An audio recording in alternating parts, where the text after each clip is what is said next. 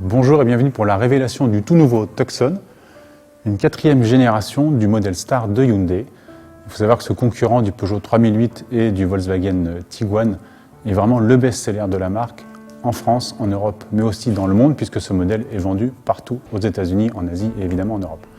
Donc c'est la 4e génération que nous voyons ici. Alors vraiment une grande différence par rapport à l'Opus 3 qui va s'arrêter. Ça commence notamment sur les flancs avec des angles bien marqués, un peu à la façon du Toyota RAV4, ça se voit sur les passages de roues bien rectilignes, mais aussi ces deux angles, ces beaux plis de carrosserie qui sont vraiment particulièrement bien travaillés sur les portes avant et sur les portes arrière. On trouve aussi ce jonc chromé qui court du rétroviseur pour finir sur le haillon. Alors en termes de dimension, le nouveau Tucson grandit un peu par rapport à l'ancien, notamment l'empattement, donc la distance entre les roues avant et arrière qui s'allonge de 11 mm, et la longueur totale qui gagne 20 mm, donc on arrive à une longueur globale de 4,50 m, donc un gabarit plutôt correct dans la catégorie, et ce qui permet, on va le voir tout à l'heure, de profiter à l'habitabilité qui était déjà l'un des points forts du Tucson précédent. L'autre atout majeur et surtout l'atout marquant de ce nouveau Tucson, c'est la face avant, comme vous le voyez ici, une imposante calandre, un peu à la façon, nous a dit Hyundai, comme des joyaux un peu. Donc différents éléments, ici en plastique. Alors sur cette version haut de gamme, c'est du plastique laqué noir, mais sur la version entrée de gamme, ce sera certainement autre chose. Et surtout ces feux, qui sont divisés en divers petits éléments, qui sont vraiment très impressionnants et qui lui apportent vraiment une face avant innovante, et qui devraient lui permettre de se démarquer. Alors après, on aime ou on n'aime pas, ça c'est les chiffres de vente qui le diront. Alors à l'arrière, on retrouve encore une signature lumineuse innovante, avec ce fin bandeau, souligné de deux petits éléments, un peu à la façon griffe, on pourra penser notamment à Peugeot. Moi j'aime bien particulièrement vraiment cet arrière, j'aime beaucoup le petit logo intégré. Vous remarquez qu'il n'y a pas d'essuie-glace puisqu'il est maintenant dissimulé sous le béquet arrière.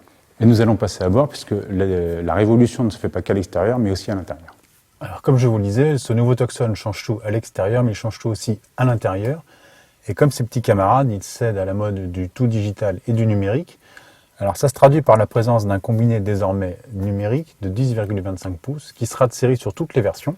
Et ici sur ce haut de gamme, on trouve en plus un écran digital de même taille, donc 10,25 pouces, qui permet de piloter tout, y compris le GPS. Il faut savoir que sur l'entrée de gamme intuitive, dépourvue de GPS, il faudra se contenter d'un écran de 8 pouces. Dans les bons points, Hyundai a pensé à un panneau spécifique pour commander la climatisation, donc pas besoin de forcément recourir à l'écran tactile, c'est plutôt pratique. On note aussi la disparition du levier de vitesse sur cette version à boîte automatique. Maintenant, on se contente de petits boutons, ce qui permet de dégager davantage d'espace et des rangements. Alors, je vous passe sur tout ce qui est connectivité, parce que vraiment, le Hyundai Tucson s'est mis à la page. Donc, recharge de smartphone par induction, connexion sans fil.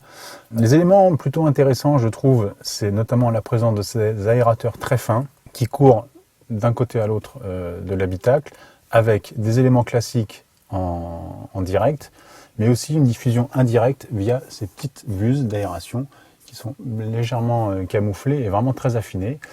Donc comme je vous le disais, toujours beaucoup de rangements dans le Tucson, c'était aussi ce qui faisait le point fort de la génération 3, donc un grand bac sous la coudoir, une boîte à gants très logeable, ici des grands vide-poches, deux porte-gobelets, des contre-portes assez larges. En termes de finition, alors pas de chance, Hyundai nous a réservé une version un peu sombre et un peu noire, donc vous ne pouvez pas vous rendre compte de tout. Sachez que vous pourrez opter selon la sellerie pour des éléments de tableau de bord un peu plus clairs, en beige. Mais voilà, la finition reste assez correcte, avec des éléments en tissu qui sont d'assez bel effet, des beaux plastiques. Donc vraiment, voilà, un bon point encore pour le Tucson. Moi j'aime beaucoup aussi le volant, qui a un design assez sympa et qui a l'air, on verra à l'usage, ça on le verra pour les premiers essais, mais qui a l'air assez simple d'utilisation, parce qu'il regroupe beaucoup de commandes, notamment une tonne d'aides à la conduite désormais disponibles. Dans ces aides à la conduite intéressantes, on notera l'apparition d'un équipement qui est repris du Nexo, c'est-à-dire l'affichage des angles morts sur l'écran au tableau de bord. Donc en termes de sécurité, c'est un vrai plus. Il faut savoir qu'en termes de motorisation, le Tucson sera 100% électrifié. Donc en France, pour notre marché, nous aurons un 1,6 L essence de 150 chevaux avec une hybridation légère, donc une batterie de 48 volts. Nous aurons un diesel 136 associé à une boîte auto et toujours avec une hybridation légère 48 volts, mais aussi nous aurons une version hybride classique de 230 chevaux et une version hybride rechargeable qui arrivera un peu plus tard, donc deuxième trimestre 2021, et qui fera elle 265 chevaux. On va passer maintenant aux places arrière et je vais vous prouver, comme je vous le disais tout à l'heure, que l'habitabilité reste un des points forts du coréen. Donc nous voici à l'arrière de ce Tocsun 4 qui, comme je vous le disais tout à l'heure, par rapport à l'Opus 3, s'allonge de 11 mm au niveau de l'empattement et de 20 mm au niveau de la longueur totale. Et donc forcément, par rapport au Tocsun 3 qui était déjà très logeable, c'était l'un de ses points forts, on gagne encore des centimètres aux places arrière. Donc ça se voit ici, hein, la position du siège avant est réglée pour ma position de conduite, je fais 1,84 m et comme vous le voyez, je ne manque pas d'espace aux jambes. On retrouve aussi, ce qui était intéressant dans le Tocsun 3, on retrouve le système qui permet d'incliner la banquette, du moins les dossiers arrière, ce qui permet de voyager façon un peu business class quand on fait de la route et qu'on a besoin de se reposer, ou au contraire, quand on a besoin de volume de coffre, de remettre les dossiers bien à la verticale pour gagner quelques décimètres cubes. On retrouve aussi sur cette version haut de gamme une climatisation spécifique pour les passagers arrière, avec 2 petits ports USB pour se connecter. Et encore une fois, une finition assez correcte, même si, une fois de plus, l'ambiance est un peu noire sur cette version, c'est un peu dommage. Alors pour finir cette découverte du nouveau Tocsun, l'Opus 4, qui sera disponible dans les concessions en fin d'année 2020, on ne connaît pas encore les tarifs malheureusement, nous allons donc finir par le coffre. Donc évidemment, sur ce haut de gamme, on profite désormais d'une ouverture électrique du haillon. Un coffre bien plat avec un plancher réglable et un bac en dessous.